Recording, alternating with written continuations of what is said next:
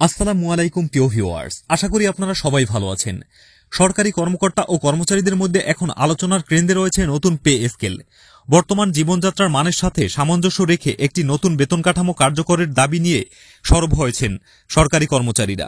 তাদের মূল ও প্রধান দাবি হল বেতন বৈষম্য দূর করে সর্বনিম্ন ও সর্বোচ্চ বেতনের অনুপাত অন্তত 1:4 অথবা 1:6 অনুপাতে পে স্কেল কার্যকর করা। এই গুরুত্বপূর্ণ দাবিগুলো নিয়ে আগামী শুক্রবার সংবাদ সম্মেলন করবে 11 থেকে 20 গ্রেড সরকারি চাকরিজীবী ফোরাম। 11 থেকে 20 গ্রেড সরকারি চাকরিজীবী ফোরাম জাতীয় প্রেস ক্লাবে হলরুম বুক করেছে তাদের দাবি তুলে ধরার জন্য।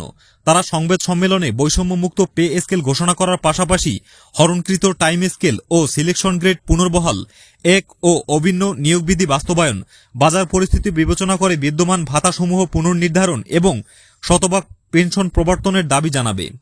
এই দাবিগুলো মানার জন্য তারা আগামী 31 ডিসেম্বর পর্যন্ত সময় বেঁধে দেবে বলে জানা গেছে।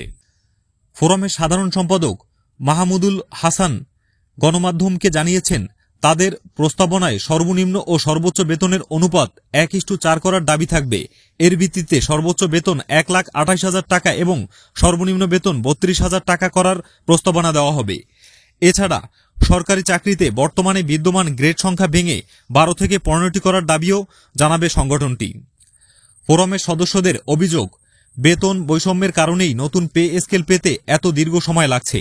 তাদের মতে, যদি এই বৈষম্য না থাকত তবে উচ্চপদস্থ কর্মকর্তারা আগেই বেতন বৃদ্ধির দাবি জানাতেন এবং এর ফলে সাধারণ কর্মচারীরা এর মধ্যে আরও অন্তত 2টি পে স্কেল পেয়ে যেতে পারতেন।